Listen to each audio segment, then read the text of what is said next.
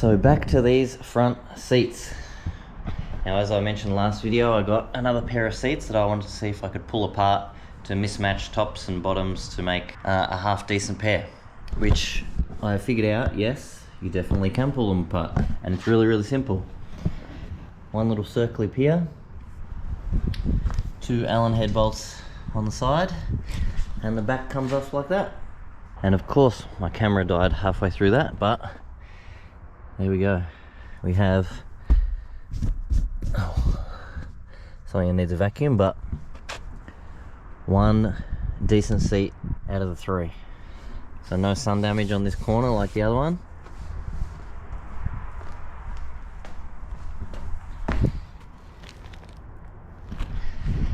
So I grabbed the other one from work. The driver's one I can just put straight in, and that one's pretty good for driver's side. And then the old front seats will be up for sale. So if anyone wants them, give them a message. It's going to be $500 for those front pair. And in the meantime, if anyone has a rear, just this top bit, which I've previously asked, I need that too. Now, another thing I always try to get for cars when I buy them are mats. Now, these are the exact mats I put in the VN. I was really happy with them, so got the same ones again. These are from Unique Mats. If you look them up, they do all Commodores in many different colors. This is the slate gray, which matches the carpet as close as possible, so I'll throw them in as well. And there we go.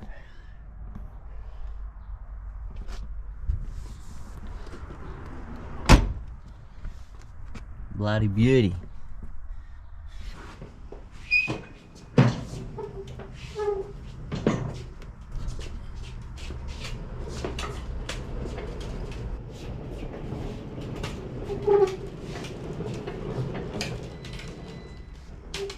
So I had to wheel this engine in here because, believe it or not, the power is out here at the moment. I can't turn any lights on anywhere.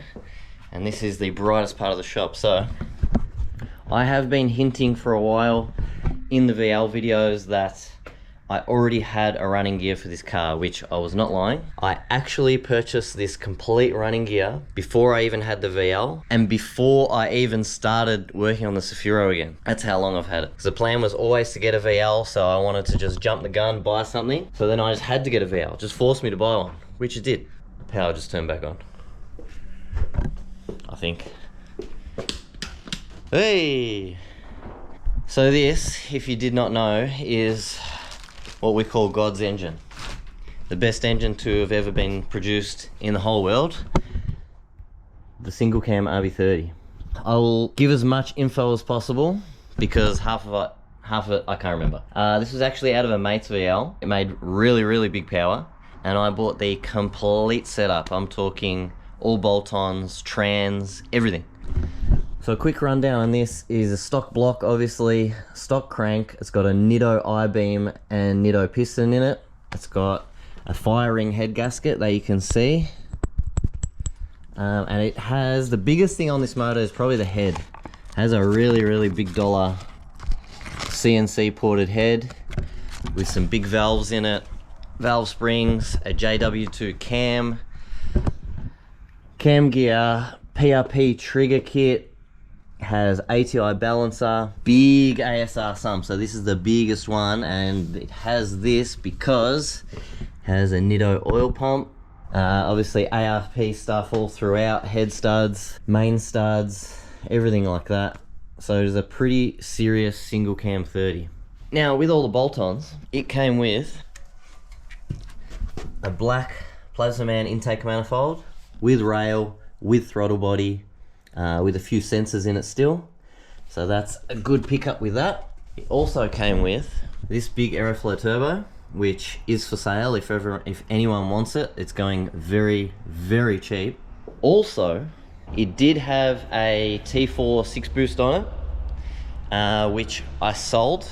That manifold is actually now on that white giveaway VL Calais that went through Tough Streeters. It also had a LS coil conversion on it, which also went on the giveaway VL. So stuff I didn't want to use, I just sold straight away. It also came with an Elite 750 Haltech, which is now in Troy's R31 wagon, because I already had a Haltech 2000 that I still have at home that I bought for the Safiro actually. So it also came with a Yellow Terra flex plate, tough mounts.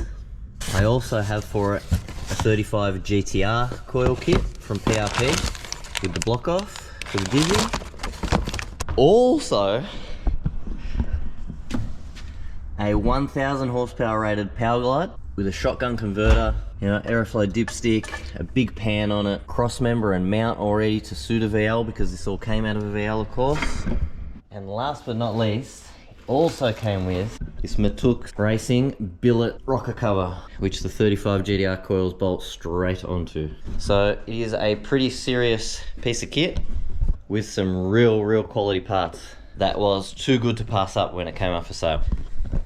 Now, unfortunately, after I've just described this amazing engine that I bought that would be absolutely perfect for the VL, came out of a VL, have everything, just put it in a VL, I think I'm gonna sell it. Now hear me out, there is a good reason. I have always wanted a VL. The whole reason I got the VN in the first place is because I wanted a VL, but they were too expensive at the time, and that was sort of the next best thing. You just go the model down.